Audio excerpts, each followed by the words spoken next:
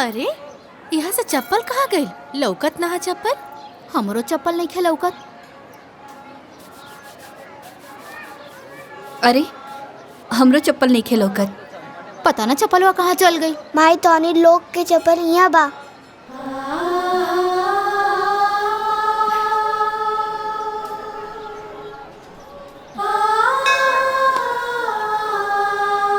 बाबू इला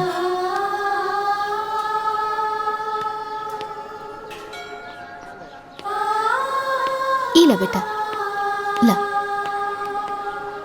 ई होला।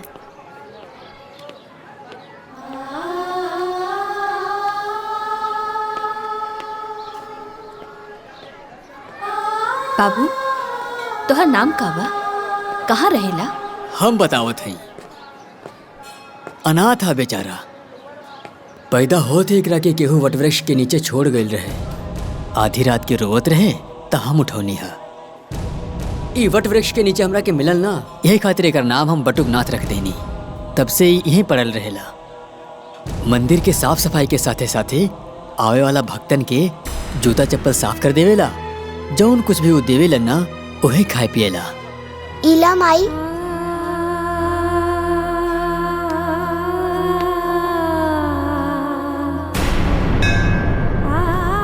बेटा तू हमरा के माई कहला। हमार बेटा बनबा, हमरे साथ घरे चलबा।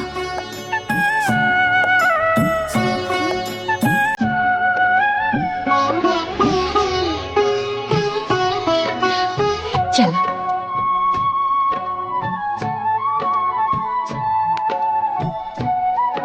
आओ।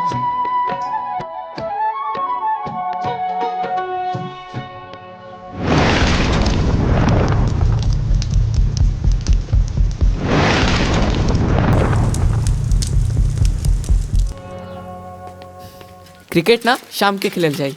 हाँ वहाँ ऐसे छक्का मारी है। हाँ ठीक बा। अरे नलायको, कहाँ से घूम के आवत तारा लोग? वो गार्डन। अरे हम जज हई। अरे पढ़ लिख के कम से कम नायब तहसीलदार तो बन जा लोग। हैं? गांव में हमार थोड़ बहुत तो इज्जत बची रही। ये देखा कपड़ा गंदा कर लेला लोग। कहाँ खेलत रहला? अरे लइकन के डांटल छोड़ी और है ली प्रसाद ले ली। तू ला। देवकी इलाइका के हो? एक नाम बटुकनाथ था। ई हमरा के मंदिर में मिलल। अनाथ है बेचारा। ए जी हमने के लगे 2 गो लइका बा। एगो और हो जाई। त्रिदेव जब भी हमरा के माई कह के बुललस है ना, हमरा के अशोक और ओमकार दिखाई देलस। हम अपने ममता के रोक ना पौली और एकरा के लिए आईनी। ठीक बा, जब माई अपन ममता लुटा देनी त बाबूजी भी अपन प्यार दे दी हैं। है नया बेटा? चला हम तो के मिलाओ तनी। ई तोहार मझिला भाई अशोक। गले मिला भैया से। ए हाँ आवा। अब इनसे मिला। ई तोहार बड़ भाई ओंकार। चला ओंकार गले लगा बेटा। ओंकार का हो गई लेकर रखे? हाँ एकर तेवर तो देखा। लइका है ना, समय के साथ बदल जाए। ठीक है चला। चल बेटा अंदर चल।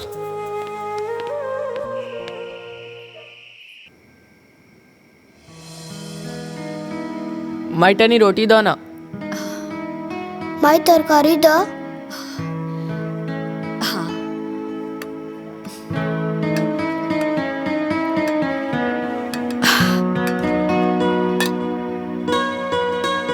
इला।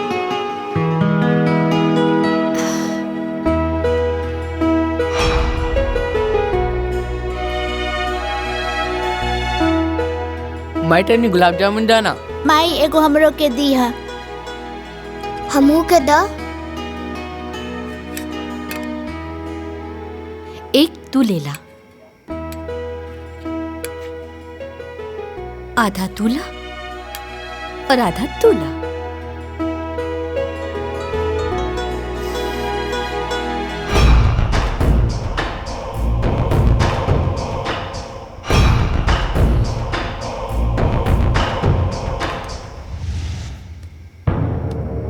अरे माइक लगे हमने क्या सोते दा चलो उठ। ए अरे ओमकार, सुत गइल बा ना, तोहनी के बिस्तर लागल बा, जा जाके सुत जा।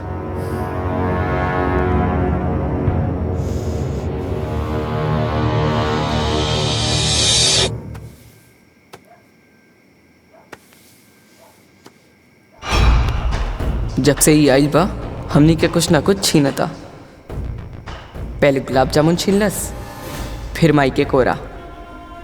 काल तई हमनी के जमीन जायदाद घर द्वार सब छीन सकेला। ई हम ना होके देव, कब्बो ना होके देव।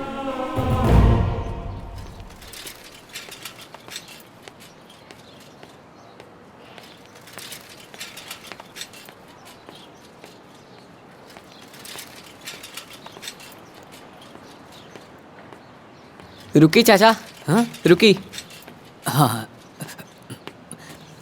चल उतर। तोर ठिकाना आ गइल बा, अब हमनी के साथे एक कदम भी आगे मत बढ़ाइए। चली चाचा। हम हूँ स्कूल चलम, माई गुस्सा करी। भैया ऐसा मत करो। हम अशोक के भाई हई, अशोक हमार भाई। ते ना दोबारा हमनी के भैया मत कहिए और हमनी के साथे मत आवा। चली चाचा। हम ना हटब। लागत आते ऐसे ना मानबे। हम माई के बात मानब, बस माई के। हम स्कूल जाए तो स्कूल जाए। बार बार हमनी के माई के आपन माई कहता रे। अरे हमार माई कोनो मंदिर के प्रसाद नहीं खे। हमरा लागत आते लात के भूत बाड़े, बतिया से ना मानबे। हाँ अरे भैया ये छोड़ तू बच्चा। अपन काम करा। अरे भैया मत मारो भैया। एकरा के मत मारो, छोड़ दो। भैया आपके मत मारने के भाई नहीं। अरे भैया रुको, बात सुनो। मत मारो भैया, मत मारो। मालकिन, मालकिन, का भाई? मालकिन, ओमकार बाबू बटुक के मारत होवन। का? हाँ मालकिन, वो आपस में लोग झगड़ा कर ले बाड़े। चली जल्दी।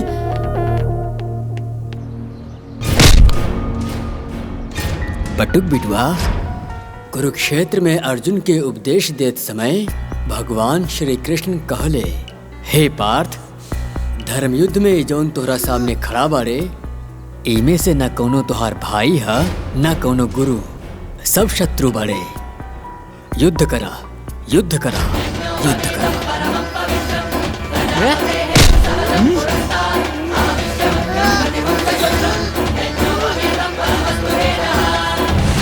ओमकार, बटुक, छोड़ दा, छोड़, छोड़ ओकरा के।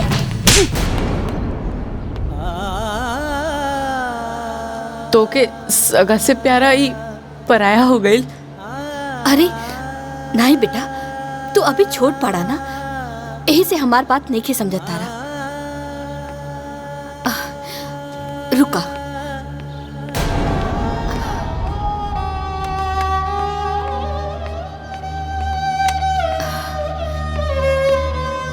ओमकार बेटा, है 3 लकड़ी तू एक साथ तोड़ा।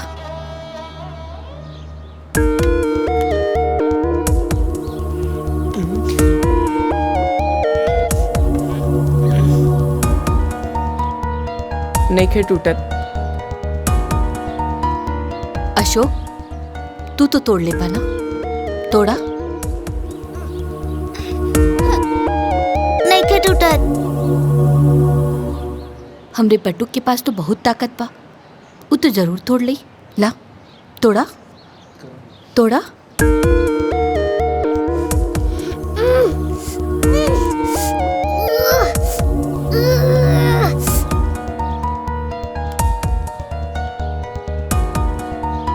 एक काम करा, इला एके तोड़ा।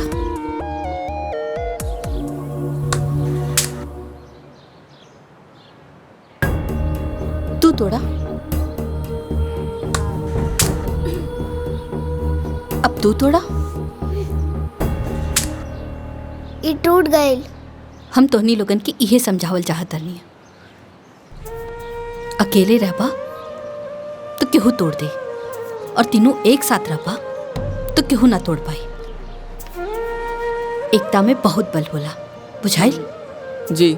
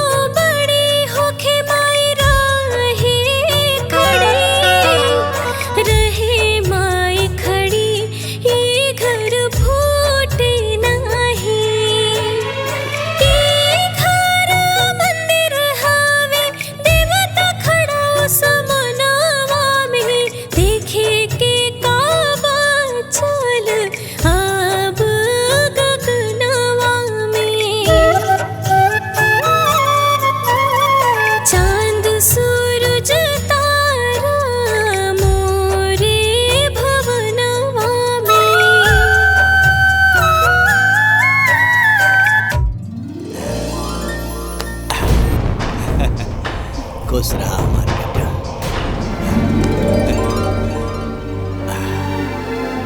चला।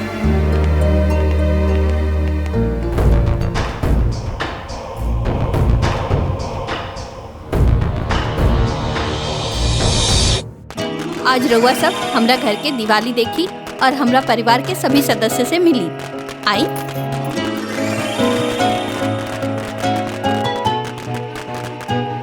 अरे आई ना।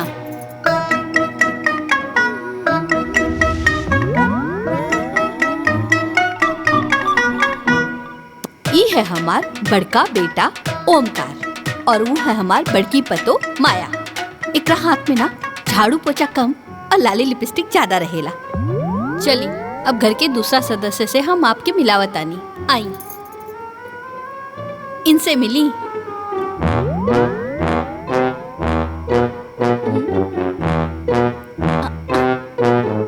ई है हमार मझला बेटा अशोक और वो है ओकर मेहरारू नैना। कितना प्यार से अपना मेहरारू के अपने हाथे से खियावत रहे, बकिर अपना माई के कब्बो ना खिएलस। वो रउआ लोग कहावत सुनले पानी ना? अरे हम तो अपना आँखी से देख रहल पानी, जो रुकी गुलाब। हाँ मेहरारू की पूजा करत तो देख लेली ना। चली अब हम लक्ष्मी जी के पूजा करत दिखाए जा रहे बानी। आई। ओम जय लक्ष्मी माता मैया, जय लक्ष्मी माता, तुमको निश दिन सेवत मैया जी को निश दिन सेवत हरि विष्णु विधाता। ओम जय लक्ष्मी माता।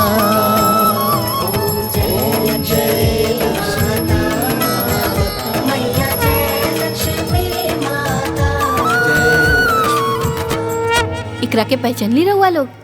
अरे ई हमार सबसे छोटा और दुलरुआ बेटा बटुकनाथ। यहाँ के तो जरूर पहचान गए हो।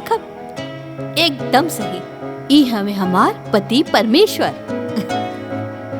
जय माँ जय माँ जय जय माँ जय माँ जय माँ जय जय।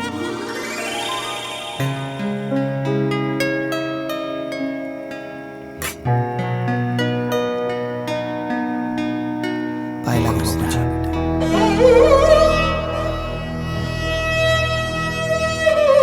खुश रहो।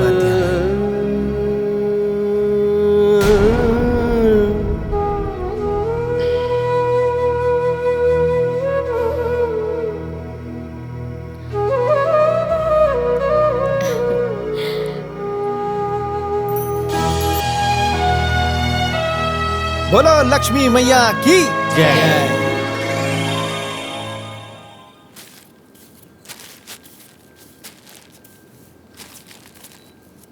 बटुक, ए बटुक। हाँ माई, बोला का कहा तारू? हाय देखा ना, ये सीधा पिसान ना पंडित जी खातिर पान देने बानी। हाय ले जा करके ना दे दिया। ठीक बा। अरे अरे रुका रुका। अब का भाई? ई देखा ना पैसा देवल तो भूल गई रहनी। हाँ इला इहो दे दिया और पंडित जी के जोर लगा के ना आशीर्वाद जरूर लिया। काहे से कि संत महात्मा के आशीर्वाद से ना दुख मुसीबत सब दूर हो जाला। और वैसे भी उ तुहार जीवन दाता बाड़े। ठीक बा, हम आशीर्वाद जरूर लिहब, भूलब ना।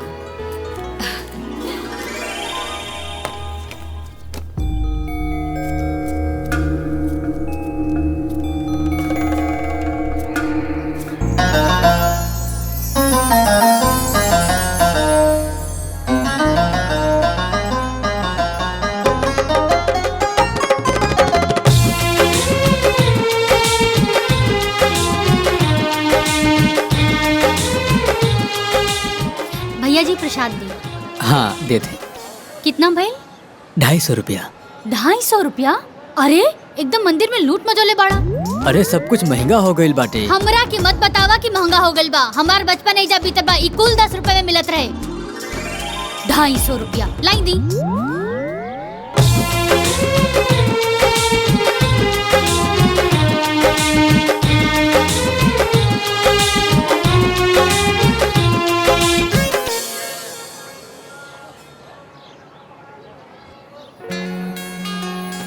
पाँव लागत बानी पंडित जी, आशीर्वाद बनैले रहब। खूब खुश रहा बेटा। ईश्वर करे तू हमेशा खुश रहा। और ही बताओ बेटा, तुहार परिवार में सब ठीक बानू? जी। और तुहार माई के का समाचार बा? सब स्वस्थ निमन बा? अरे वो एकदम बढ़िया बाड़ी। उहे तो हमके यहाँ भेजले हैं और रउआ खातिर ई चढ़ावा भी देले बाड़ी। जथा नाम यथा गुण। तुहार माई तो देवी बाड़ी बेटा। वो हमेशा सब केहू के ख्याल रखेली। ईश्वर उनका के हमेशा खुशहाल रखे। अच्छा पंडित जी, आज्ञा दी। खूब खुश रहा बेटा, खूब खुश रहा।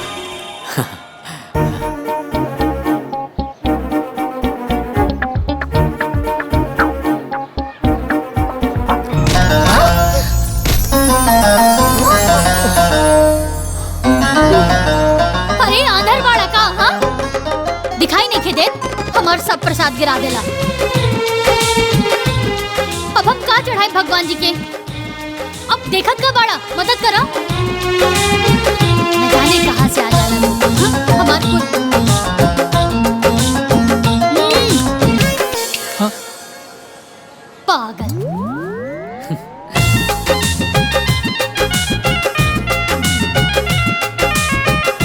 बटुक बेटा। जी पंडित जी। का सोचत बाड़ा?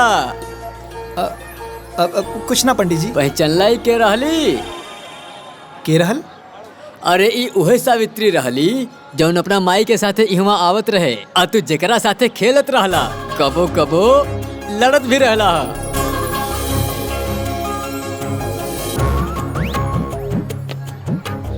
रुको ना।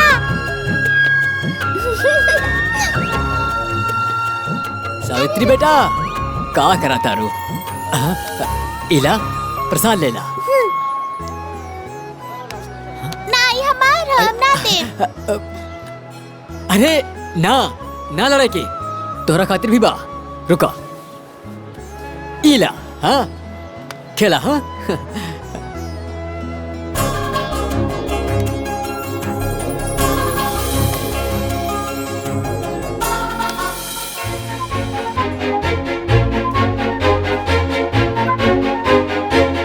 सावित्री? हाँ।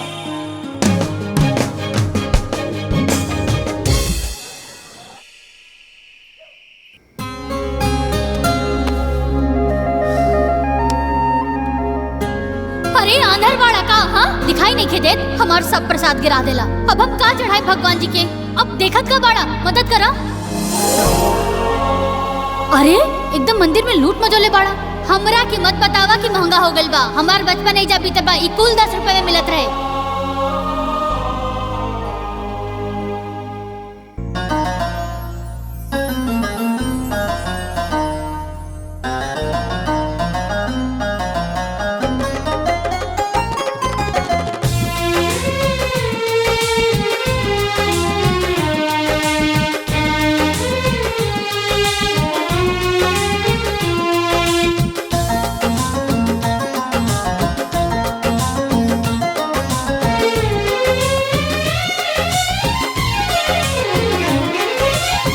धीरे धीरे प्यार बढ़े लागल, रानी बढ़े लागल।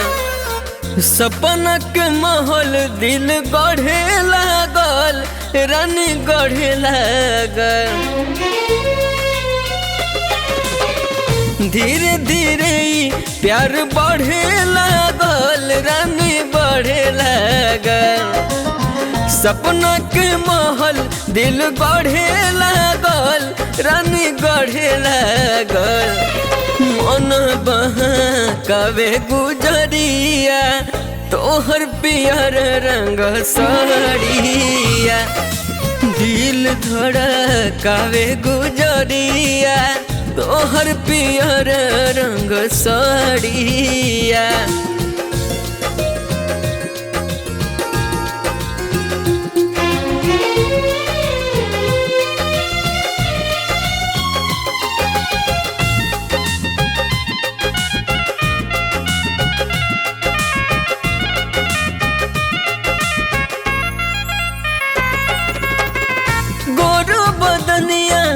जोर करता मन मोहे सुघराई, देख के तोहर रूपवा सलोना धड़कन हो थम जाई। पागल हो जाए नजरिया, लचुक जब कमरिया। दिल धड़कावे गुजरिया, तोहर पियर रंग साड़िया।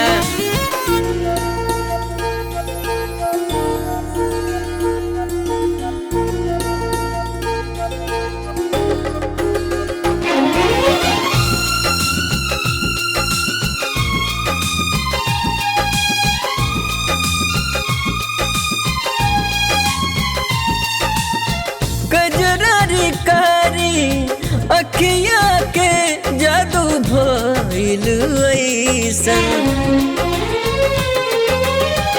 बारों से कई गो न ज्यादा सोचले रहनी जैसन। लागेला कि सरसों फुलाइल, मारे झकोरवा बयरिया।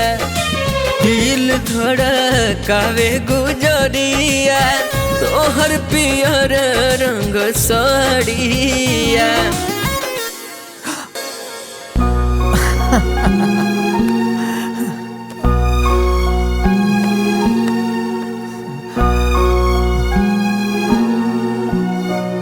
खाना।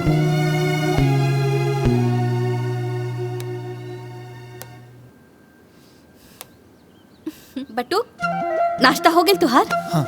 अच्छा तो एक काम करा ना, तू ना मंदिर चल जा। काहे से कि तुहार बाबूजी ना अपना दोस्त हरिशंकर जी के यहाँ जाए से पहले हमरा से कह के गइल बाड़े। आज मंदिर में सामूहिक विवाह है ना, तो ओहिजा कोनो चीज के कमी ना होके के चाहिए। और हाँ, हमरा तरफ से ना हर एक जोड़ा के एक एक लिफाफा दे दिया। ठीक बा माई, अभी जाता नहीं।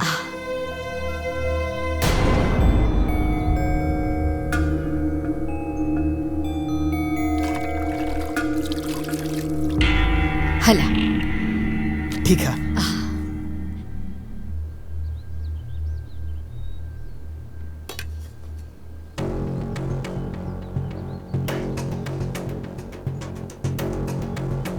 हमने के का देखता नहीं जा।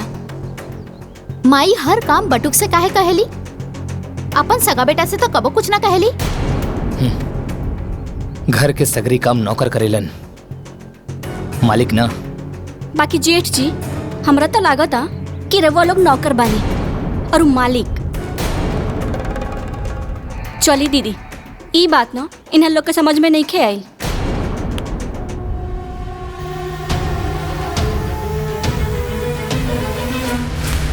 जायदा तू खाना खाना। पंडित जी, बाकी सब दूल्हा दुल्हन तो आ गए ठीक बालो। बा। पूजा की विधि की व्यवस्था हो सब हो गई गइल बा। बा। और कुछ कमी बेसी हो तो रवा देख लिया, कोनो कमी न रहे के चाहिए। जाए जाए। हाँ, बाकी सारा लोग आ गए। हाँ, पाए लागत बानी पंडित जी। खूब खुश रहा बटुक बेटा। भगवान करे तोरा जीवन में आनंद ही आनंद होके। सब बढ़िया से हो गया। ई लइका बहुत- ई लिही पंडित जी, ई कहा ई हमार माई सामूहिक विवाह में दुल्हा दुल्हन खातिर ई उपहार भेजले बाड़ी और आगाह कईनी है कि कोनो और समस्या होई त बेझिझक कहा। अरे ना ना, एकर कोनो जरूरत नहीं खे। काहे कि सारा व्यवस्था तो गुप्ता जी कर ही दिले बाड़े। कोनो चिंता की बात नहीं खे। बटुक बेटा, ये उपहार तू नौ दंपत्ति के अपन हाथ से ही दिया, बड़ा अच्छा होई। जौन आ गया पंडित जी।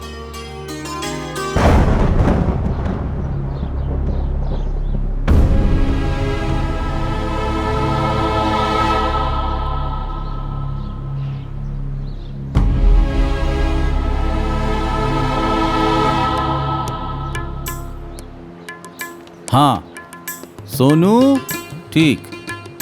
हाँ। सुधीर, वंशिका, मोनू, प्रिया, ठीक बा। रवि, सावित्री, ई लड़की के गार्जियन के बा? हम बने पंडित जी। दूल्हा कहाँ बा? अभी ना आइल बड़े पंडित जी, औते हुई थोड़ा देर और इंतजार कर ली। बियाहे के मुहूर्त निकलल जात बा, जाई जल्दी जाई, ओकरा के बुलाई। अच्छा पंडित जी, हम देखत बानी।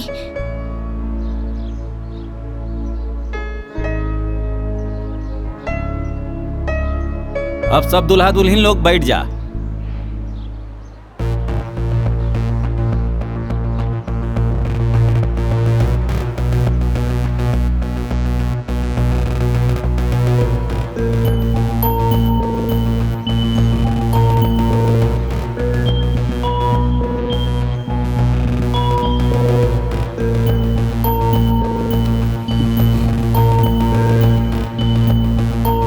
कहाँ रह गई अगले? हाँ राम प्रसाद जी, अरे का भइल? रवा लोग अभी तक ना आई नहीं? अरे हम ही शादी ना करब। का शादी ना करब? ना। तई बात पहले ना बताओ के रहल ह। ठीक बा, रखी फोन। अरे का भइल? दुल्हा कहाँ गइल? कुछ पता चलल? ना पंडित जी, कुछ पता ना चलल। सगरो ढूंढनी है, कहीं कुछ पता ना चलल। पता चल गई, वो लोग अब ना आए वाला बा। का? काहे कि लड़का भी ब्याह करे से मना करत था। हे भगवान, ये का हो गए? अब हम का करी? हमार तो नसीब में फूटल बा। कैसे कुल बनलो काम बिगड़ जाता हमार। धीरज रखा, सब ठीक होई। अरे हो सकेला कि सावित्री बिटिया के नसीब में ऐसे बढ़िया वर लिखल होए। अगले नसीब में का बा पता ना। बाकी होकरा के लेके ना हमके जीवन भर जरूर झेले के बा। अरे पैदा होते ही बाप के खा गई। अब लागत कि एकरे चिंता में ना हम मर जाए। ऐसे मत कहा। पता ना कौने जन्म के कर्म बिगड़ल बा पंडित जी, विपत्ति टोले के नामे नहीं कहले।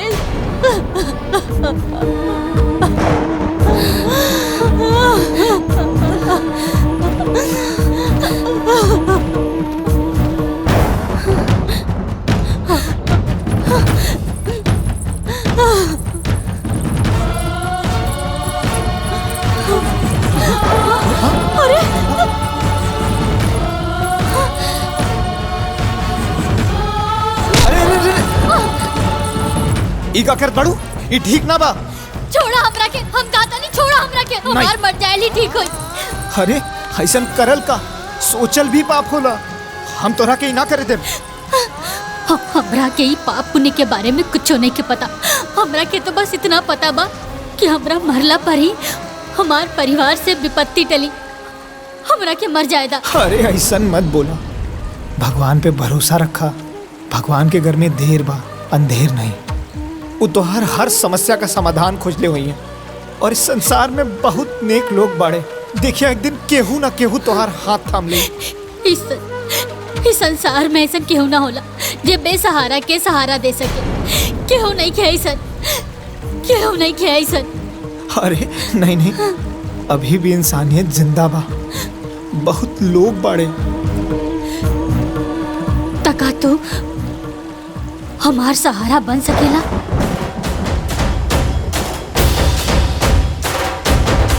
बन तो सकेला पर बाबूजी से ज्ञान बाटल अलग बात था और उहे ज्ञान के पालन कईल अलग बात।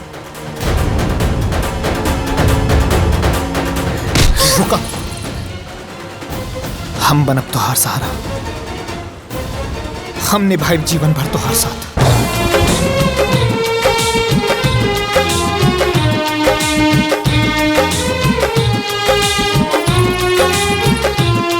अब वर वधू एक दूसरा के गला में माला डालिए। ओम वक्रतुंड महाकाय सूर्यकोटि समप्रभ निर्विघ्नं कुरु मदेव सर्वकार्येषु सर्वदा।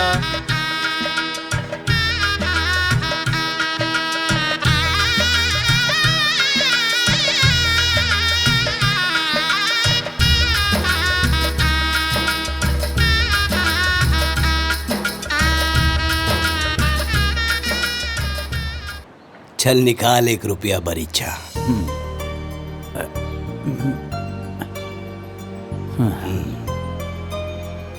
आज से तोहर बेटी हमार घर के बहू भइल और हमार बेटा तोरा घर के दामाद। ठीक रही ना?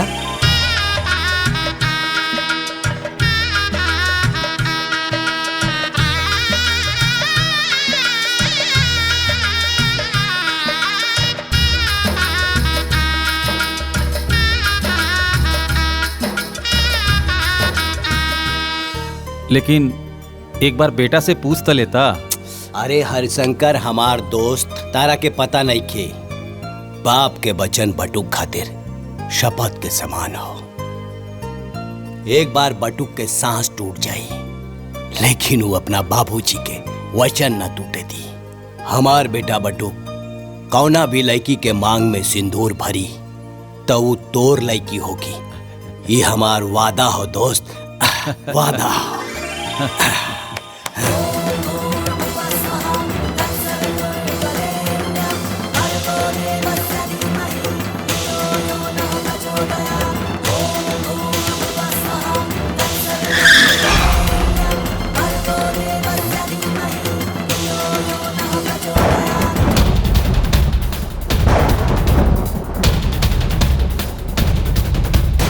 अच्छा, बाबूजी के बड़ा नाच रहे ना करा पे।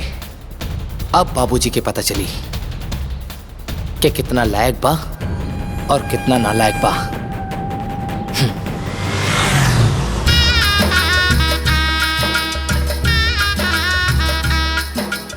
हे भगवान, तुहार लाख लाख शुक्र हा ई का 1 रुपए के सिक्का? अरे भाग्यवान, ये 1 रुपया के सिक्का ना, भरीच्छा हो भरीच्छा। हम अपना बटुक के बियाह तय कर देनी अपना दोस्त हरशंकर के बिटिया से। बहुत बढ़िया कहनी है बाबूजी। सगुन तो सगुन होला, चाहे 1 रुपया हो चाहे 1 लाख रुपया का हो। अब हमरा समझ में आई कि रउआ रोज सवेरे सवेरे अपना दोस्त के घरे काहे जात रहनी है। अपना दोस्ती के रिश्तेदारी में बदले। चली बटुक के बियाह तय हो गई। बियाह तय ना भइल बा, ऊ बियाह क ले बा। उहो सामूहिक विवाह मंदिर में। हे ओंकार, ये का बकवास करता रहते? अरे हमार बटू कैसे ना कर सकेला? अरे ते बचपने से ओकरा से जले ले, यही खातिर तरह बात करता रे। अरे हमार बटू बिना हमरा से पूछ ले, बिना हमार आज्ञा ले ले शादी कैसे?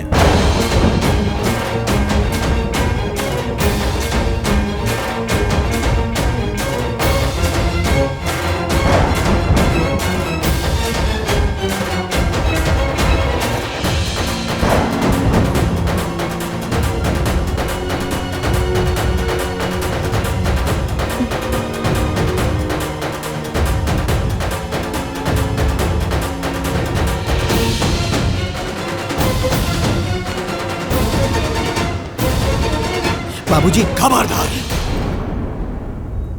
हमार पैर छुए के जरूरत नहीं के। देख ले लो देव की, आखिर पराया खून अपन रंग दिखाई देलस। अगर हमार बेटा होखत तो बिना हमरा आज्ञा के एकरा से बियाह करत। एकरा वजह से हमार वचन टूट गई। आखिर हम का मुंह दिखाई अपना दोस्त हरिशंकर के? कितना इज्जत रहे गांव समाज में बाबूजी के, आज पगड़ी उतर गई ना। अरे ई कोनो बियाह ह? ना बाजा ना गाजा ना बाराती ना घराती। सही कहा तारू नैना, इतना बड़ कांड के आइल बा, लेकिन माई एकरा के एक शब्द ना बोली है। आज तो हर माई ना हम बोला, हमार फैसला हुई। देवकी एकरा के अपन बेटा बना के घर लाइल बिया, तो एकरा के पूरा हक मिली, घर जमीन जायदाद सब में एकरा के तीसरा हिस्सा मिली। लेकिन ना मिली तो हमार आशीर्वाद। नहीं बाबूजी नहीं, हमके तो बस माही बाबूजी के आशीर्वाद चाहिए। ये सब कुछ ना चाहिए, बस माई के और आपके आशीर्वाद। देवकी, अभी घर में बंटवारा हुई, सिर्फ बंटवारा। बाबूजी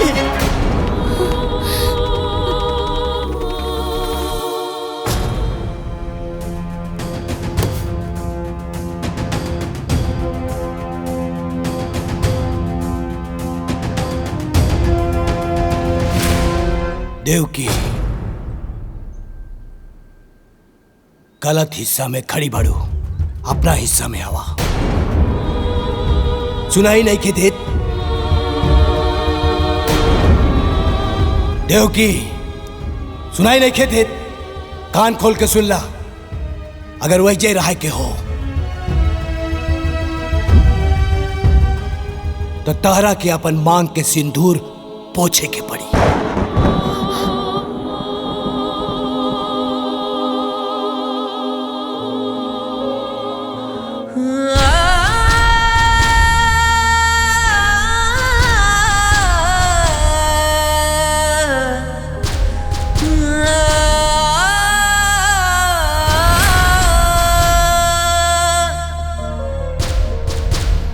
सुख दुख में खड़ा रहे, गजब संजोगवा होला। दुनिया में सबसे प्यारा अपन लोगवा होला। दुनिया में सबसे प्यारा अपन लोगवा होला।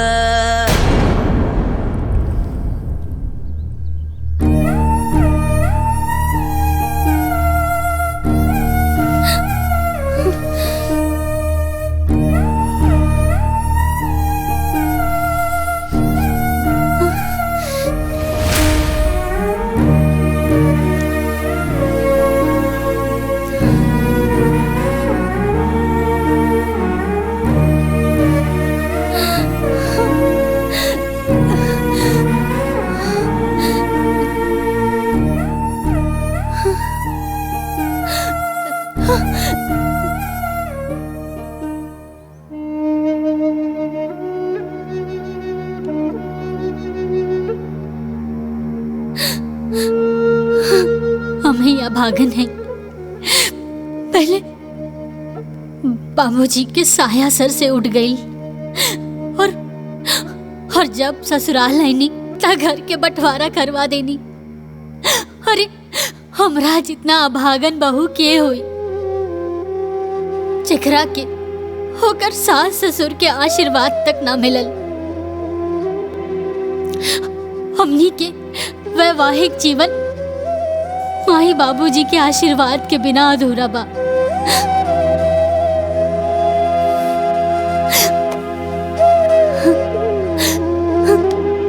तू अपन दिल छोटा मत करा।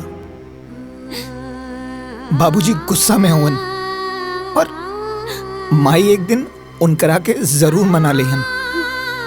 और ई रात रोए का ना है, ये हमनी की जिंदगी का नया शुरुआत है।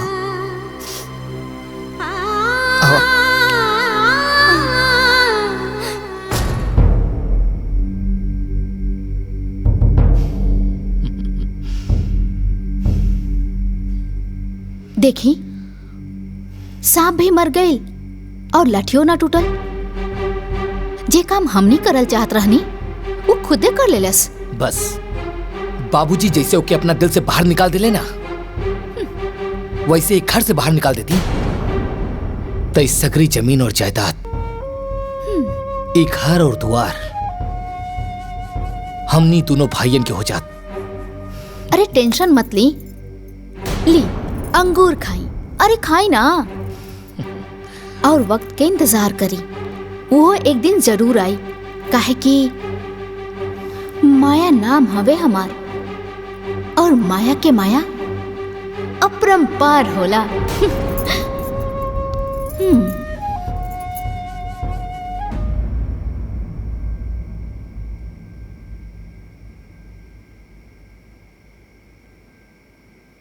तू काहे मुंह फुला के बैठल बाड़ा? नैना, आज जौन घर में भइल वो अच्छा ना भइल। बाबूजी के बट्टू के माफ कर देवे के चाहत रहे। आज माई के त्रिदेव खंड खंड हो गई। एकदम दिमाग में गोबर भरल बा का? त्रिदेव खंड खंड हो गई और एक दिन जमीन जायदाद सब कुछ खंड खंड हो जाई। ओकर सोचा कि कैसे सब कुछ ठीक होई। अगर कुछ कर ना सकेला तो चुपचाप सो जा। मातम मनावला के जरूरत नहीं खे।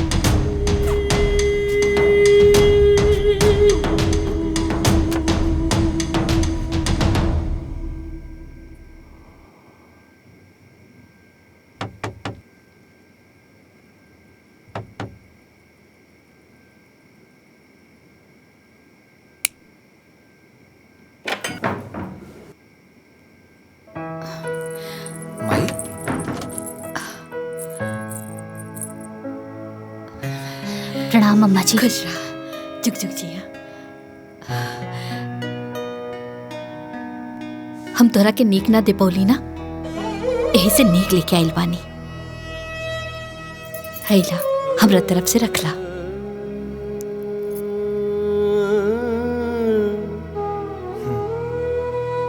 रखला ना।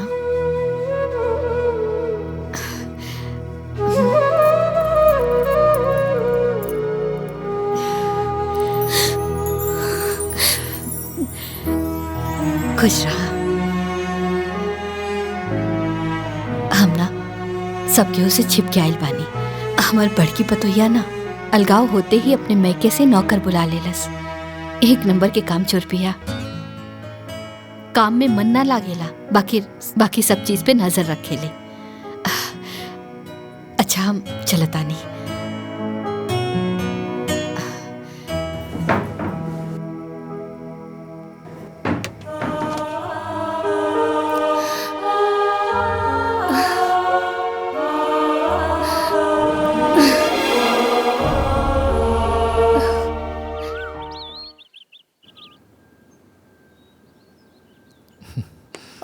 राजेश। हाँ भैया। ई बाबूजी के दे दिया।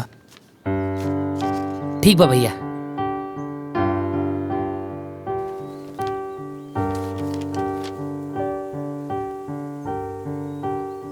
ली बाबूजी चाय पी ली। हाँ रख दा।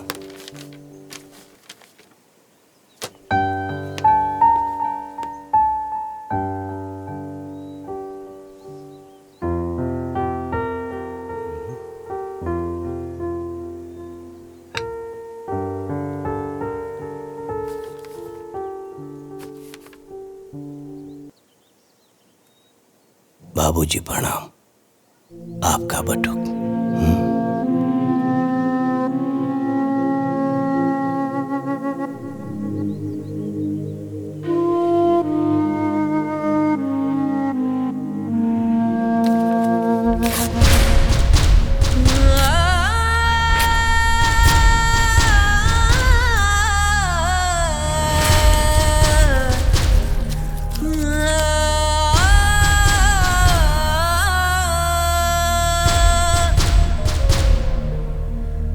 सुख दुख में खड़ा रहे गजब संजोगवा होला। दुनिया में सबसे प्यारा अपन लोगवा होला। बाबूजी। ए छोटकी। जी जेठानी जी बोली। जाना तरे कुछ लड़की इतना कुलच्छनी होली सन कि ससुराल जाते ही अलगवनी करा देवेली सन, मनहूस होली सन। सही कहा तनी जेठानी जी, ऐसन बहू भगवान दुश्मनों घरे ना देवे।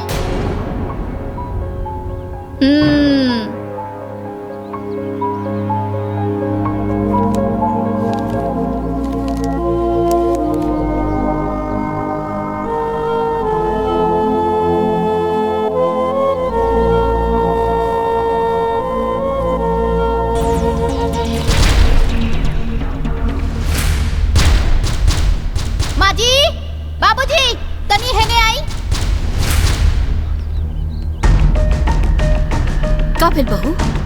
ये देखी सारा कचरा गोलिया के और हमनी के ओरा करके चल देलस महारानी।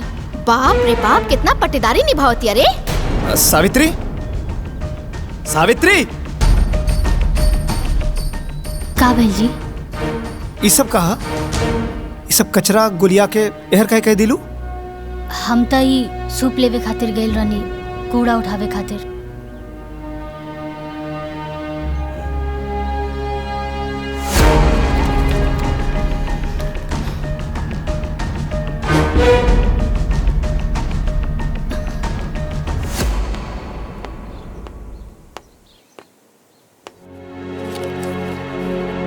जयप्रकाश बाहर आवा।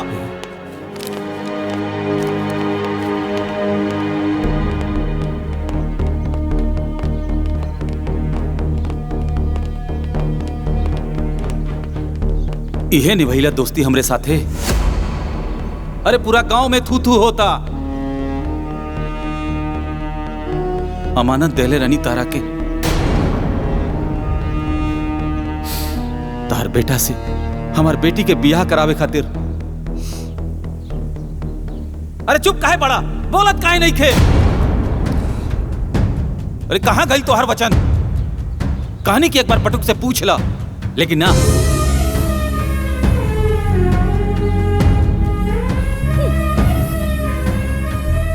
जाना तरु देव की भोजी का कलश हमरा के? बटुक शपथ के समान बा। बटुक के सांस टूट सकेले लेकिन ओकर बाप के वचन ना टूट सकेला।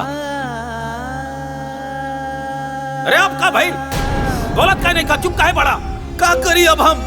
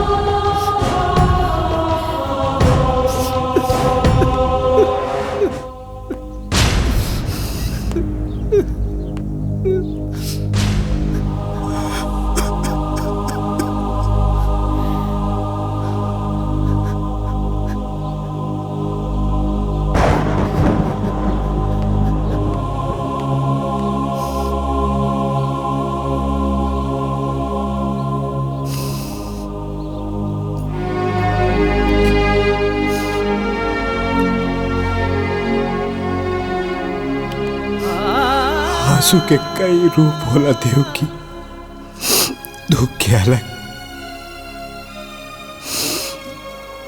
और अपमान के अलग।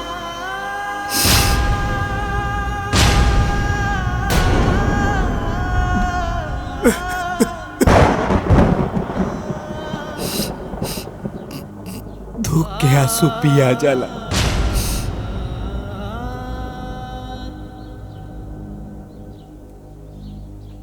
अपमान के आंसू ना पियाला देव की, ना पियाला।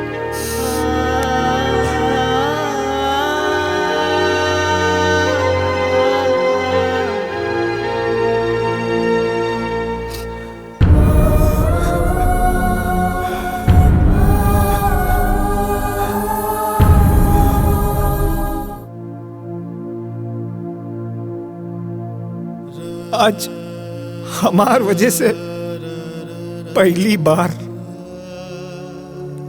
केहू घर में घुस के बाबूजी के इतना सुना के गई। आज तक पूरे गांव में केहू हमार बाबूजी के कुछ ना कहले रहल।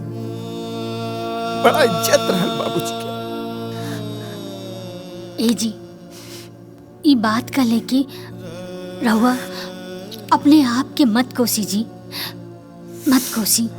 केहू के अपमान कहिला से केहू देवता के महिमा कम ना होला। और बाबूजी, बाबूजी त देवता हन और हमेशा रही हन। हाँ,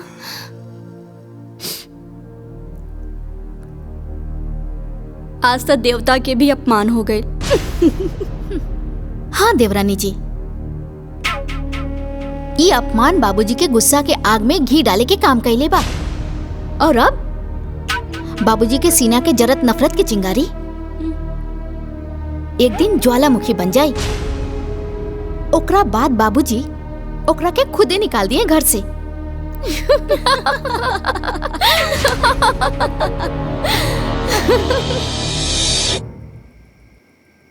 रामू, एक गिलास पानी लावा।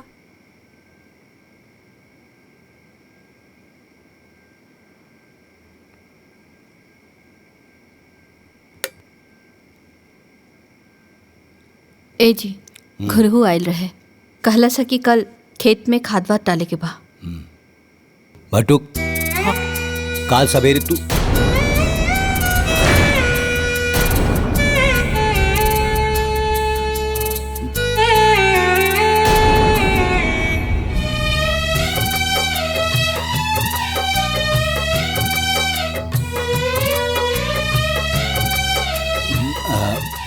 ओंकार, काल सवेरे तू ब्लॉक पे चल जाइया और वजह से 4 बोरिया यूरिया 2 बोरिया डाई ले ले आइया। कुछ ना बुझात बा, जिंदगी ठीक बा। के नैया कवना होरिया बहल जात बा। जिंदगी के नैया कवना औरिया बहल जात बा रुसले बटुक के भुलावल इतना आसान नहीं है। अरे केहू हमार कोटी और जूता दी कि ऐसे ही चल जाई बाजारे?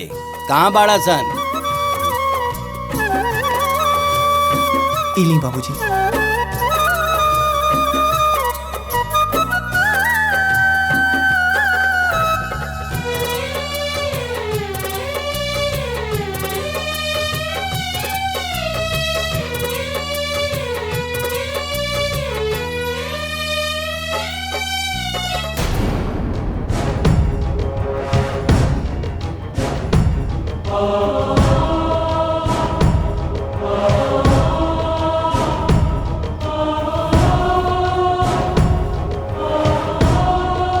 ए जी सुनी,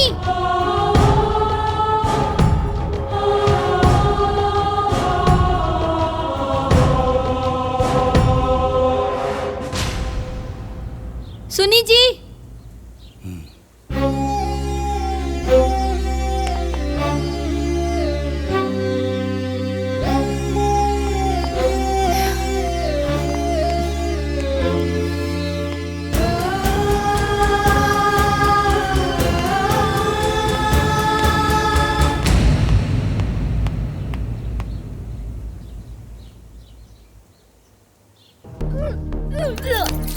हाँ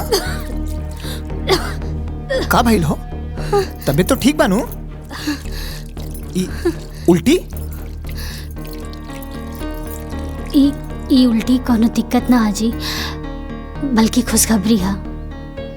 हम माई बने वाला बानी और रहुआ बाबा। सावित्री,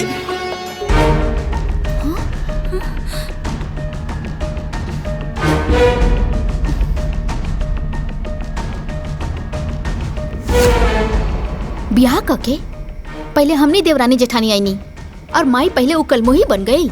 सही कहा तनी जेठानी जी, कहीं ऐसा ना होखे कि काली पोता के मुंह देखला के बाद बाबूजी के फैसला बदल जाओ। काहे से कि मूल से ज्यादा ब्याज प्यारा होला। हमने यही तरह बैठ के एजा मातम मनावल जाई और वो गोद भराई के खुशी मनाई। गोद भराई का सारा सामान ला दिले है। फल फूल मिठाई नारियल सब आ गई। सब सामान तो आ गई, लेकिन गोद भराई के रस्म सिर्फ सामान से ना होला। गोद भराई करे वाली भी तो चाहिए। अगर माई ना आई है तो गोद भराई के रस्म पूरा कैसे हुई? अरे तू उदास मत होखा, केहू आवे चाहे ना आवे, बाकी माई जरूर आई।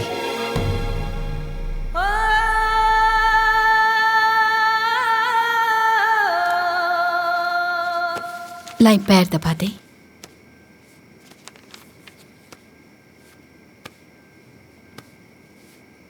ए जी, एगो बात कही। बोला। इतना साल बाद हमनी के खानदान में वंश आवे वाला बा। रउआ कहीं तो हम कल बहू की गोद भराई में जाई ना। वंश आपन होला, पराया के ना। तारा के गोद भराई में जाए के जरूरत नहीं खे, बुझाइल नो?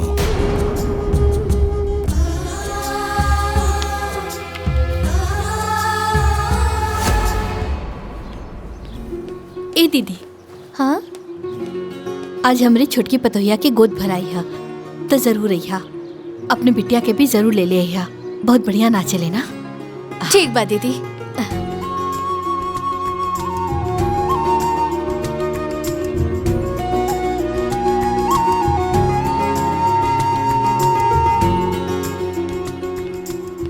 बिटिया, आज ना हमरे छोटकी पतोहिया के गोद भराई है तो जरूर अइहा। ठीक बा, आ जाई।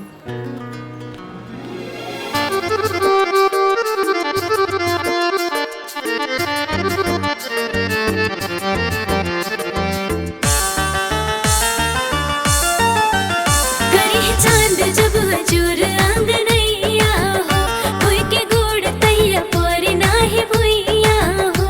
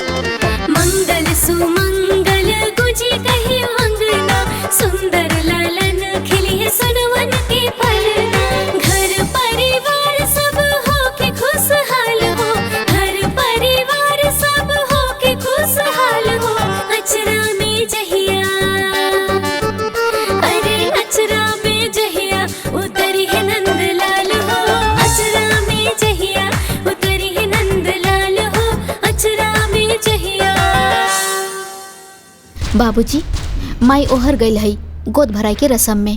हम अपना आंखें से देख के आनी है। रहुआ हमार बात के भरोसा करी ना बाबूजी।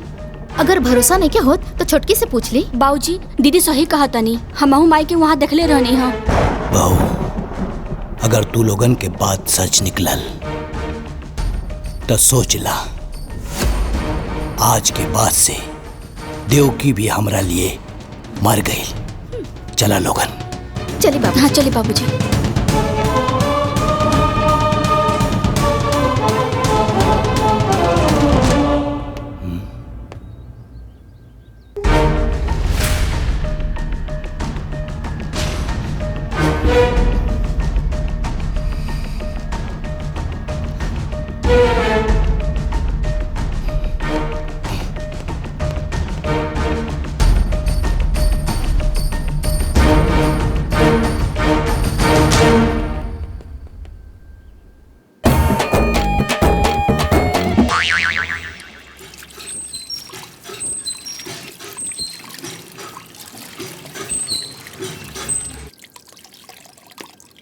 अरे तू रुका, हम ले जाता नहीं।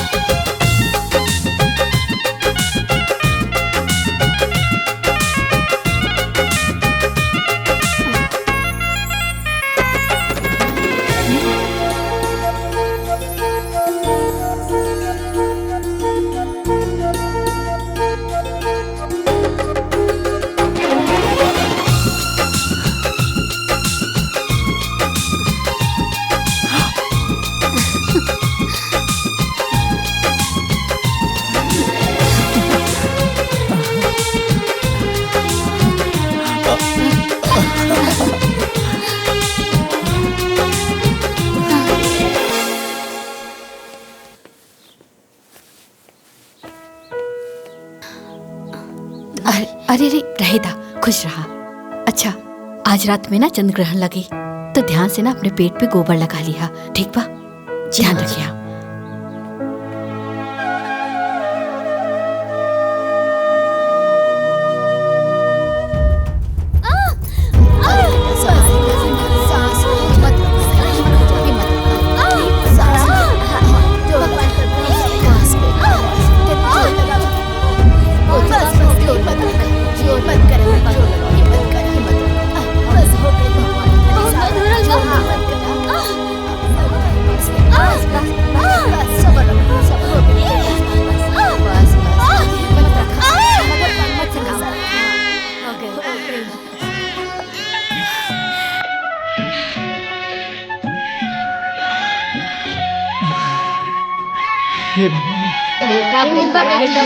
बेटा भैया बेटा।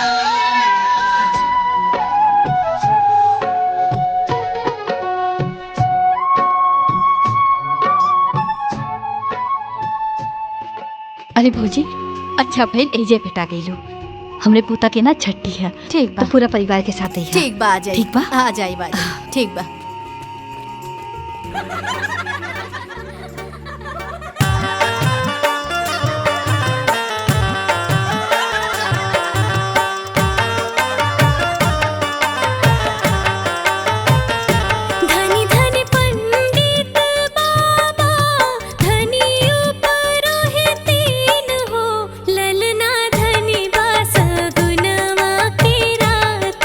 ललन आजू जन्मेले हो, ललना धन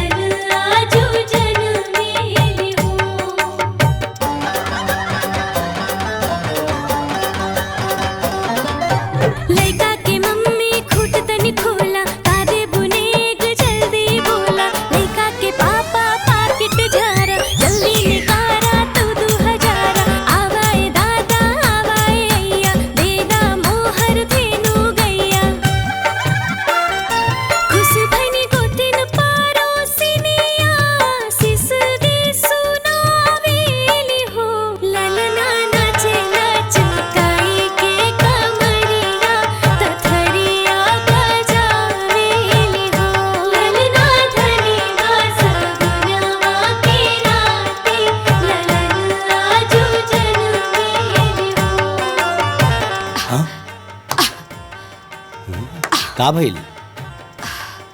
वो घर में मच्छर बहुत हो गई बा। हाय देखी। ठीक ठीक हो, मारा मच्छर।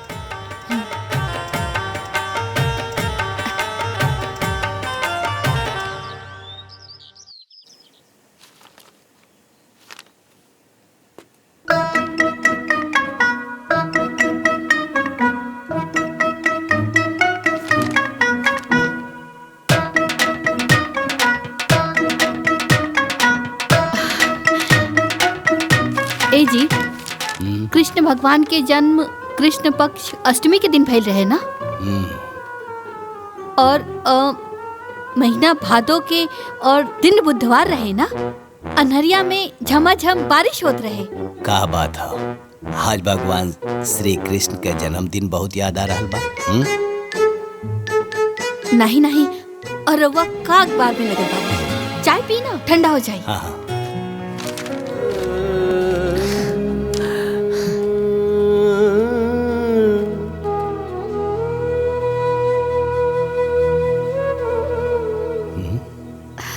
कब है?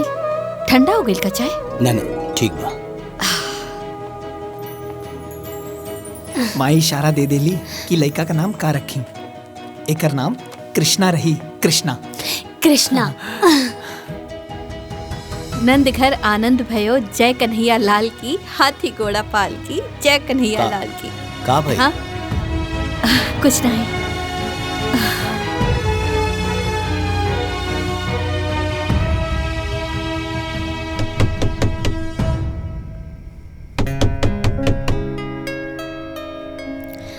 ले ले ले ले ले ले बापू मेरा।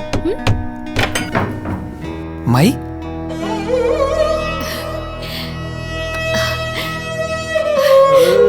इना चांदी के कंगन बाबू खातिर लाइल बानी, पहना दिया। हाँ आ बेटा। अरे बाप रे बाप, वाह रे हमार किस्मत। भगवान हमरे जैसन किस्मत ना केहू के ना दे। पहले पतों से छिपके मिले ही नहीं, और आज अपने पोता से।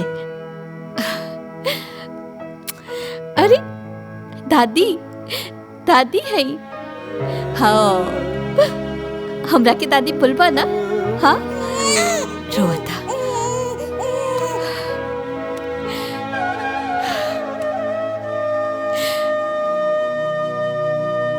आपन ख्याल रखिए।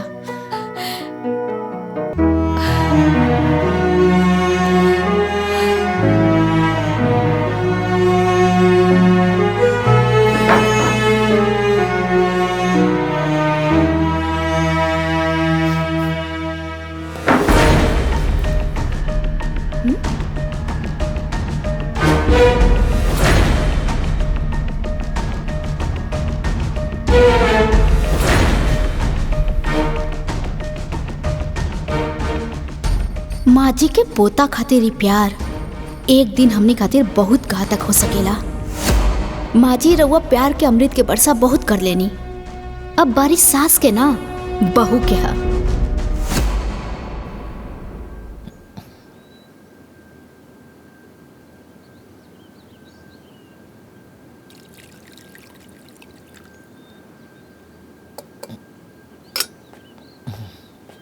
ए रामू, तनी चापाकल से हमार नहाए खातिर एक बाल्टी पानी ले आवा। पता नहीं क्या सुबह से बहुत हाथ पिरा था। ठीक बा, लेकिन ई बात मालकिन के ना पता चले के चाहिए, ना तू अपना घर से हमरा के भगा दी है। अरे अरे ना पता चली, सब लोग कमरे में बा। तू जो। ठीक बा।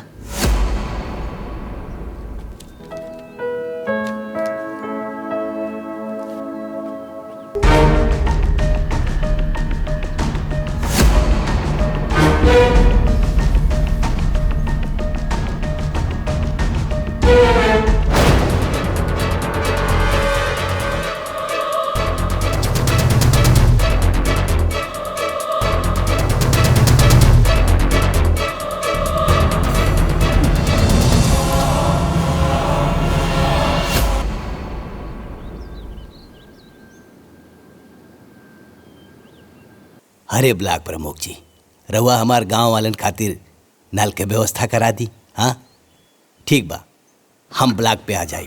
हाँ जयराम जी की। ली बाबूजी चाय पी ली। हरे रामू, हाँ आज के अखबार कहाँ हो भाई? हमके लागता अंदर बा। जल्दी ले आवा। अच्छा।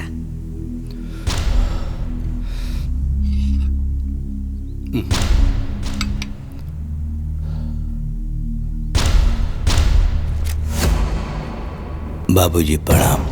आपका बटुक।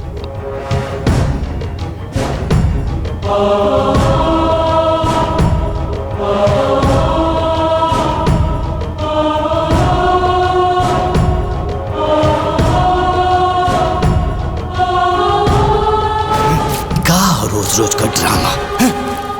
जय जय।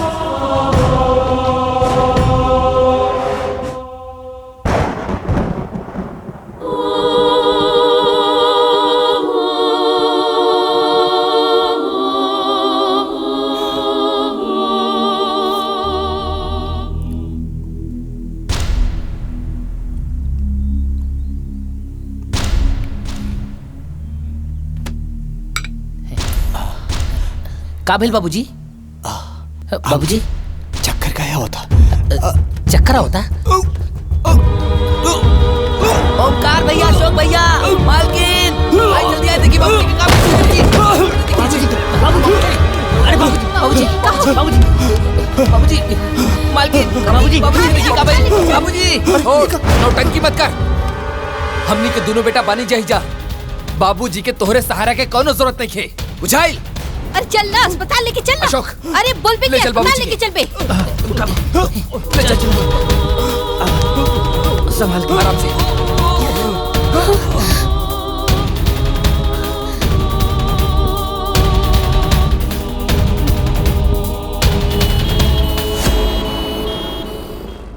ओह माय गॉड, मेरा शक सही निकला। चाय में जहर था।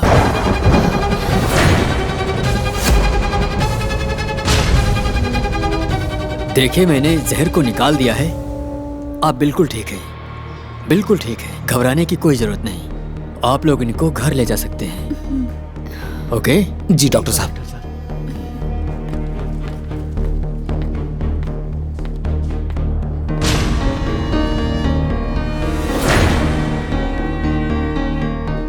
का रामू, चाय में जहर के में ले रहे हैं?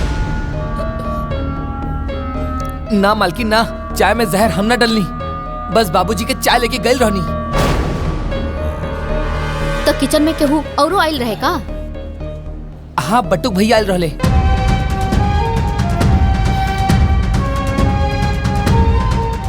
बटुक?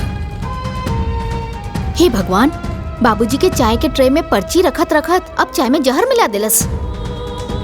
तोहार दिमाग खराब हो गइल बा कि पगला गइल बाड़ू? हमार बट्टू कैसे नहीं कर सकत। वो कुछ भी कर सकेला देवकी, कुछ भी।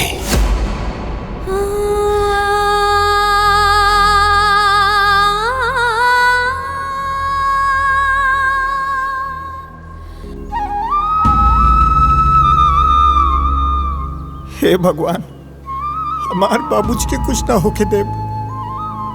चाहे हमार जान ले ली, बाकी हमार बाबूजी को एकदम ठीक कर दे, एकदम ठीक कर दे। बटुक, बाबूजी, बाबूजी। का भइल? विश्वास नहीं की होत हमरा की जिंदा देख के? अरे हमरा के का पता रहल कि हम अपना ही घर में सांप पाल रहल बानी, जौन एक दिन हमरा के डसी। अरे आशीर्वाद ना देनी तो चाय में जहर मिला दे लेते। ना बाबूजी ना, ऐसा मत कहा। हम तारा चाय में जहर नहीं के डलने बानी। हम जानता नहीं तो हमार भगवान जानत। भगवान होके या इंसान, दिक्के होके भी धोखा दे सकेले। आपन खून आपन ही होला।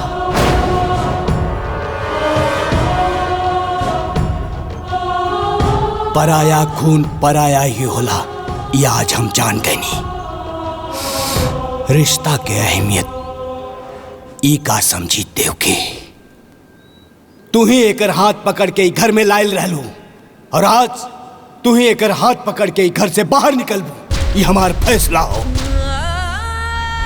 अरे बाबूजी, चाहे हमरा के डांट ला, चाहे हमरा के मार के घर से निकाल दा, लेकिन हमरा के माथे पर इतना बड़ा कलंक लगा के हमरा के घर से बाहर मत निकाला बाबूजी।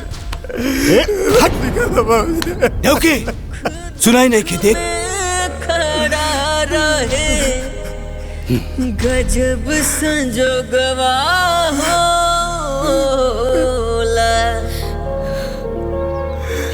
दुनिया में सबसे प्यारा अपन लोगवा होला। दुनिया में सबसे प्यारा अपन लोगवा होला।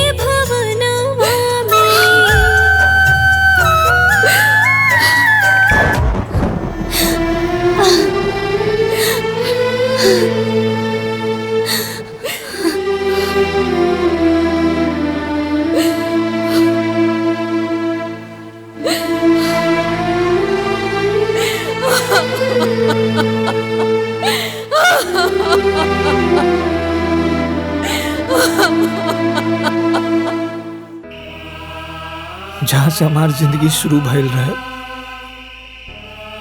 आज फिर से हम वहीं आ गए बानी। मत रोआ बेटा, मत रोआ। अरे सच के चांद के झूठ के बादल घेर ले बा। समय की हवा चली, एक दिन ही झूठ के बादल उड़ जाए, फिर सच के चांद चमकी, एक दिन जरूर चमकी।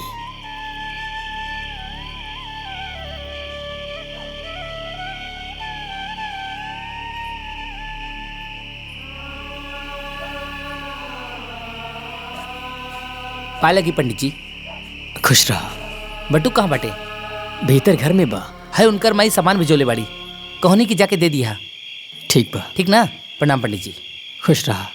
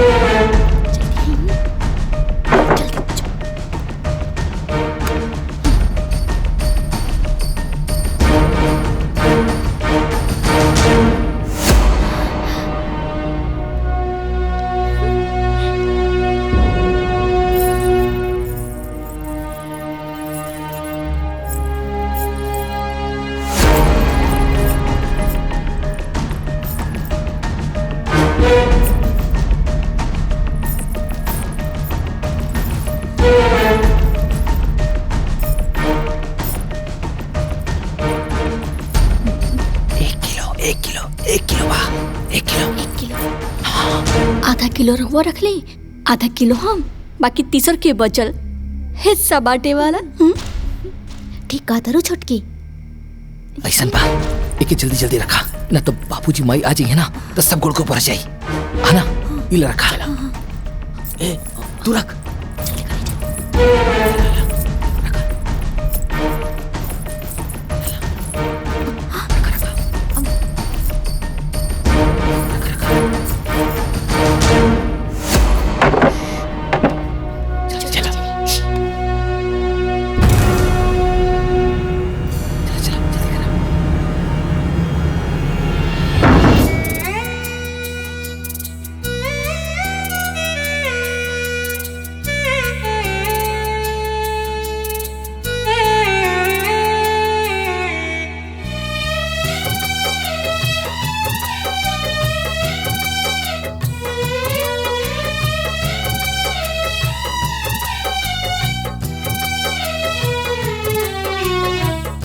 रुसले विधाता मोर, रुसले विधाता मोर, कुछ ना बुझात बा।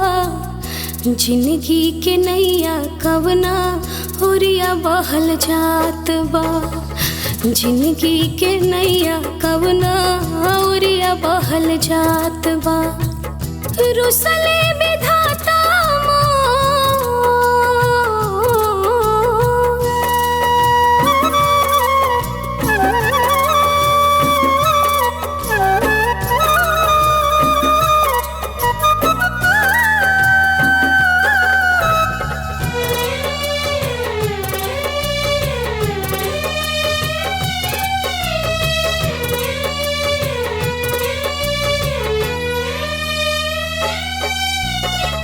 जिंदगी छोटी कैसे ढोई, इतना बड़ बड़ बातों खवा। जहर कलंक के जहर बनवलास, जिंदगी के हर ओ सुखवा। गूंग समैया मोर, गूंग बा समैया मोर, ना केहू करत बात बा। जिंदगी के नैया कवना ओरिया बहल जात बा। जिंदगी के नैया कवना ओरिया बहल जात बा।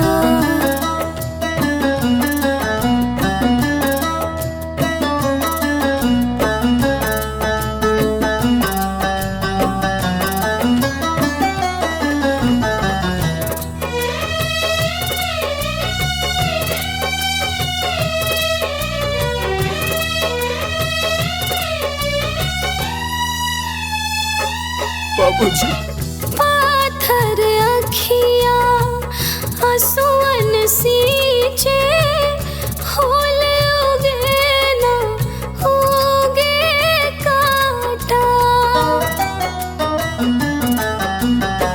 हम ना जानी तू जाने लो, हेवट सावित्री है माता। अखिया के पीछे हमरे, अखिया के पीछे हमरे, के कैले घात बा। जिंदगी के नैया कवना ओरिया बहल जात बा। जिंदगी के नैया कवना ओरिया बहल जात बा। रुसले विधाता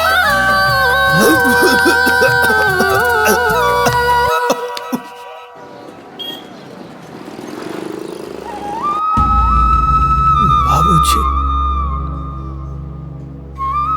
बाबूजी,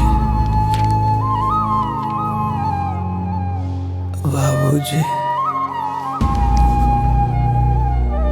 देखिए, खाना पीना ना खाने की वजह से इनको बहुत कमजोरी आ गई है। इनको 2-4 दिन हॉस्पिटल में एडमिट करना पड़ेगा। इलाज में खर्च बहुत आएगा। फिलहाल आप 20,000 काउंटर पर जमा करवा दीजिए, बाकी मैं देखता हूँ।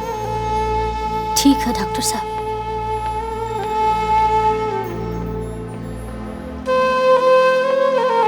बाबूजी,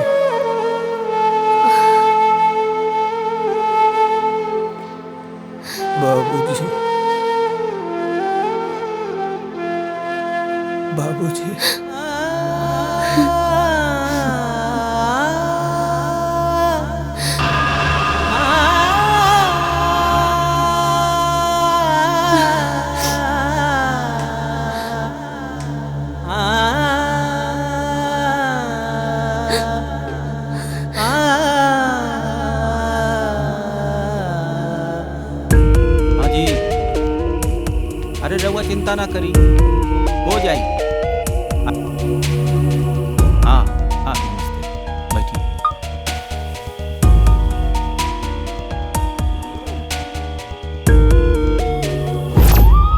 हैला हमरे तरफ से रखला।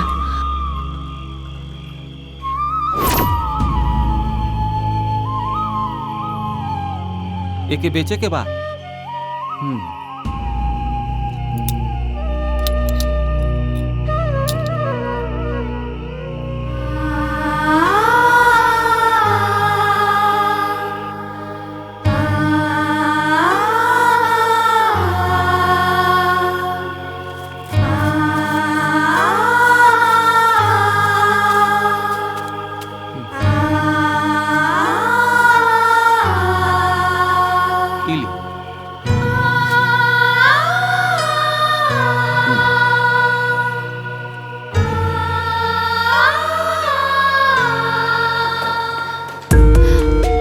सुनी भैया,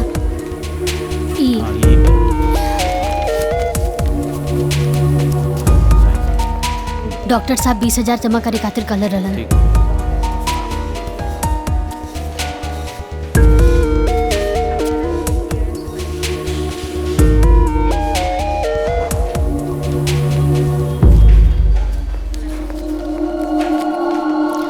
डॉक्टर साहब, अब तबीयत कैसन बा? हमने उनका इलाज शुरू कर दिया है, लेकिन हो सके तो उनके बाबूजी को बुला लीजिए, क्योंकि वो बार बार उन्हीं की रट लगा रहे हैं। हो सकता है कि उनका आना दवा से ज्यादा काम करे।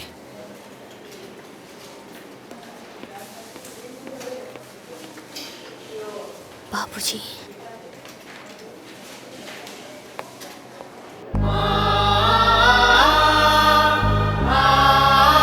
बाबूजी, बाबूजी। का करी? बाबूजी के कैसे लेके आई, कुछ समझ में नहीं के आवत। बाबूजी,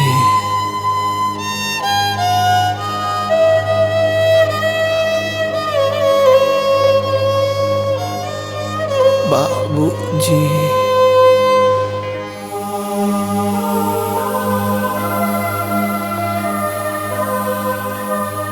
सावित्री बिटिया, बटुक कैसन बा? पुजारी बाबा, तनी को आराम नहीं खे, तनी को आराम नहीं खे। सावित्री बिटिया मत रोवा, हिम्मत से काम ला।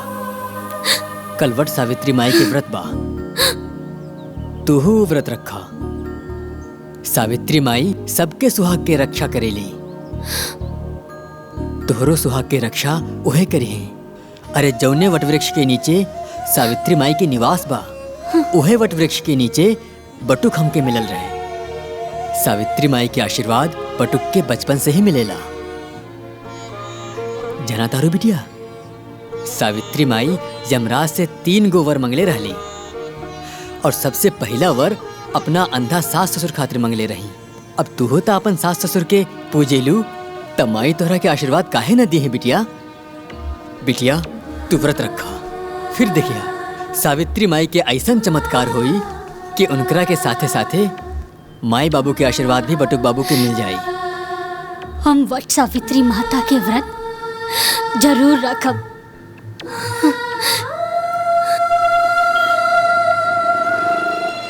घर में 2 गो बेटा बा, अपने मेहरारू के साथ टीवी देखत रहिए, अपने माई बाबूजी के साथ अस्पताल ना आ सकेला। आज हमार पट्टुक होत ना।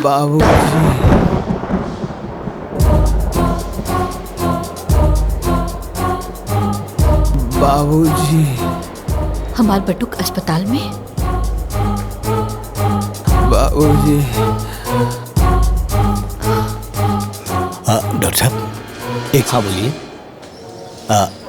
इलाका के का भइल बा? कोई बीमारी नहीं है, उसे कोई सदमा लगा है, इसीलिए काफी कमजोर हो गया है। बेहोशी की हालत में भी बाबूजी बाबूजी बोलता रहता है। बाबूजी, सुख दुख पता नहीं कैसा निर्दयी बाप है इसका कि एक दिन देखने तक ना आ सका। Excuse me. बाबूजी, दुनिया में हमार आत्मा तो आज भी माने के तैयार नहीं थे। हमार बेटो ऐसा कुछ कर सकेला, ओकर बाबूजी ओकरा पर विश्वास नहीं के करत। ऐसे बड़ा सदमा और का हो सकेला। हमार पतोहिया सब परेशानी अकेले सहलस। हमार पोता कहाँ होई, केकरा पास होई? हमार पोता ए जी दुख में दुश्मन के पास भी चल जाला। आज तक रवा जौन कुछ भी कहली हम मना न कैली। आज हम रवा से हाथ जोड़ के विनती करतानी, हमरा पतो और पोता के पास जाए दी। हम अपने सुहाग की क्रिया खा के कहतानी कि खाली दूरे से देखब, बात न करब। मान जाए, हम विनती करतानी, मान जाए। बाबूजी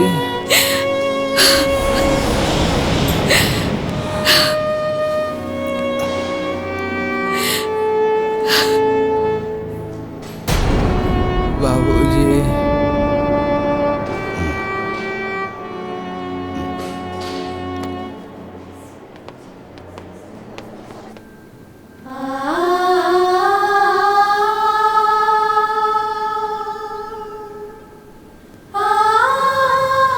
लोग ईश्वर से सब कुछ मांगेला, बाकी हमनी खातिर तरवा लोग ही ईश्वर बानी।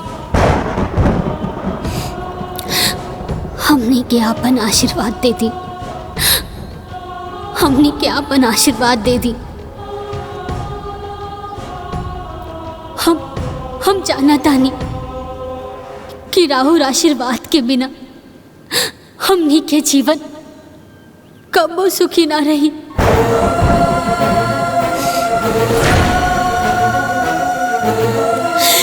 कबो सुखी ना रही।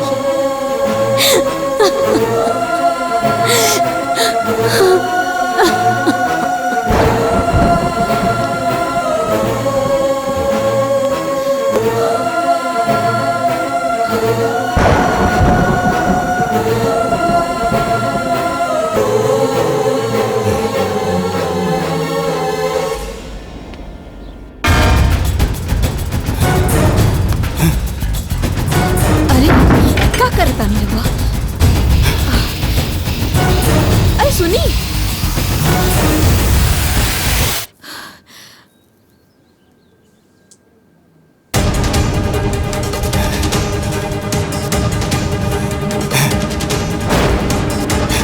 क्या करता है? ओंकार, अशोक, बाबूजी है आज ही घर घर ना अदालत हो, और ये अदालत में वो जहर वाली केस के फाइल खुली और बारी बारी सबके बयान लिहल जाई।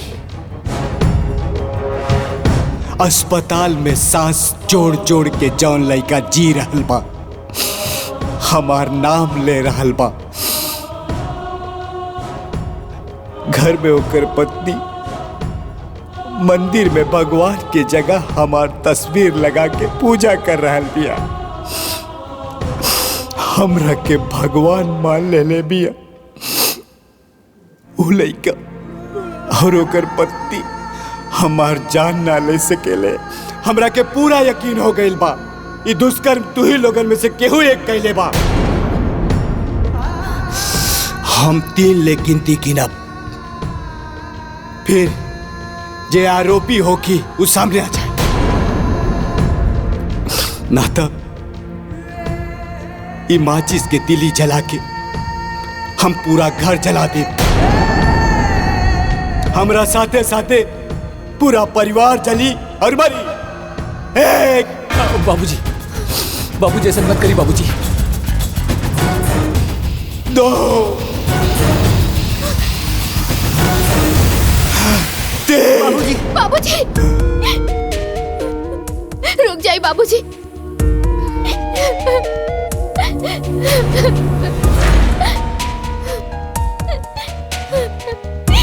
ये महापाप हमरा से हो गए बाबूजी, हमके माफ कर दी।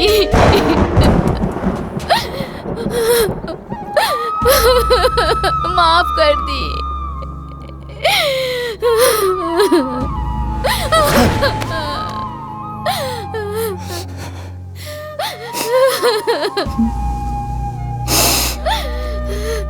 ये पाप ते काहे कैले रे पापी, काहे कैले? बाबूजी, हम लालच में आ गए रहनी।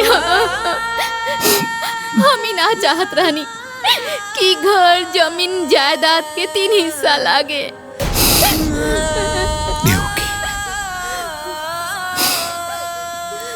हम जज रहनी, अदालत में सबूत और गवाह की रोशनी में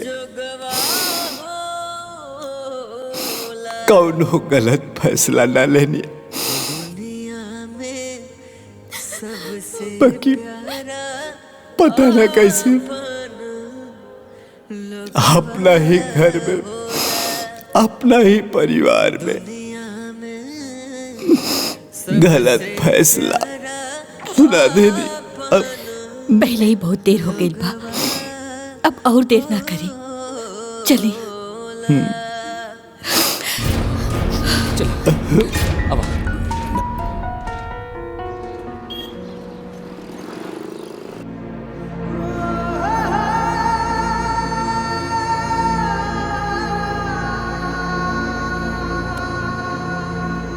देखिए सावित्री जी, हमने बहुत कोशिश की, मगर हम डॉक्टर हैं, भगवान नहीं।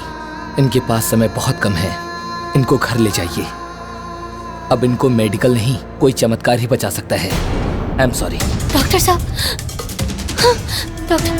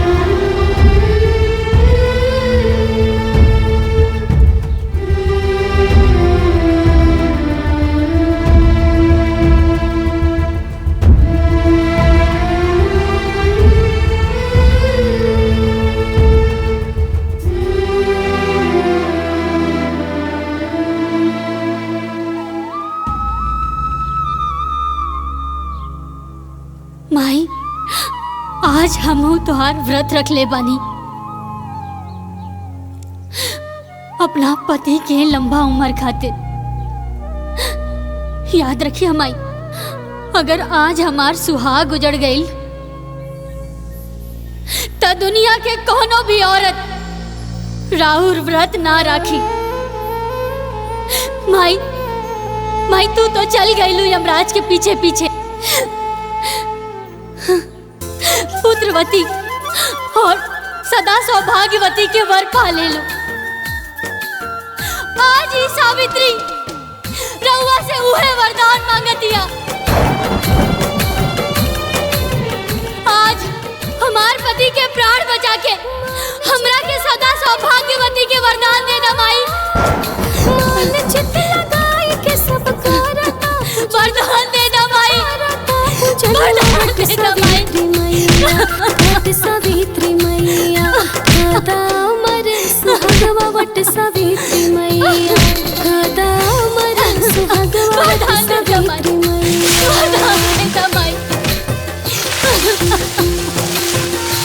हमरा के वरदान दे दा माई।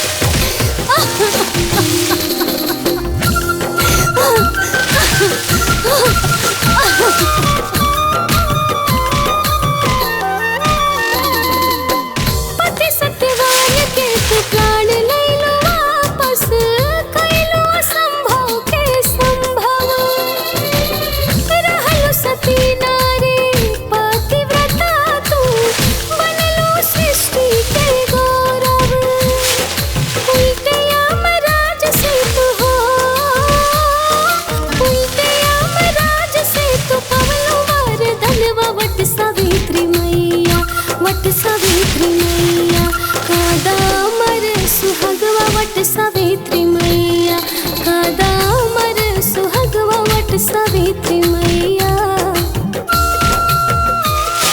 बाबूजी बाबूजी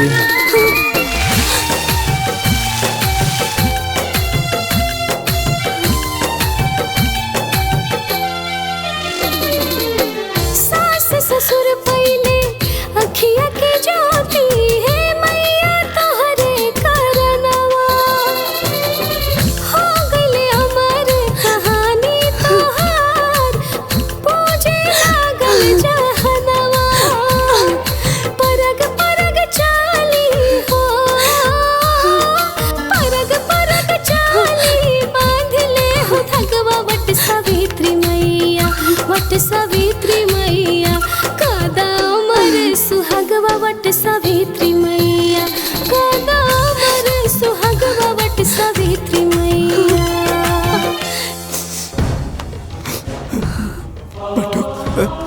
बाबूजी बाबूजी बाबूजी बाबूजी बाबूजी आ गए बाबूजी आ गए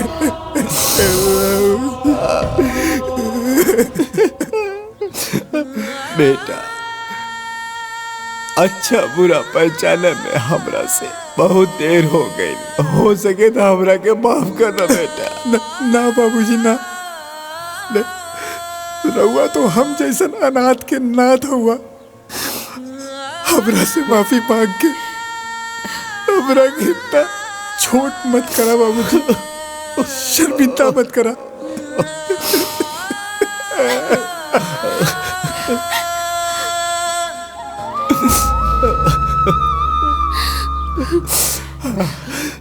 बहू हम तोरो बहुत बड़ गुनाहगार है। तू दोनों बियाह करके आइला तो हाथ पसार के तू लोगन के स्वागत करे के रहल, लेकिन हम अभागा बाप तू लोगन के धुतकार के ही घर से निकाल देनी।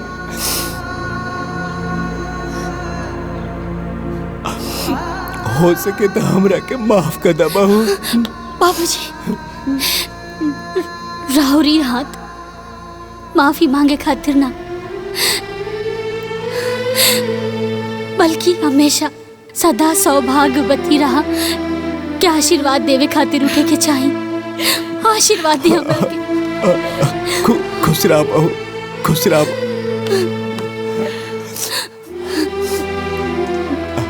देखी अब हमार बेटा और बहू हमरा साथे रही, हमने के सब साथे रह जाए। पंडित जी दे हाँ, संभाल के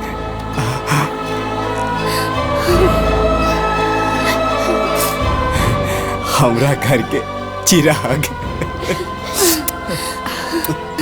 बोला वट सावित्री मैया की जय। वट सावित्री मैया की जय।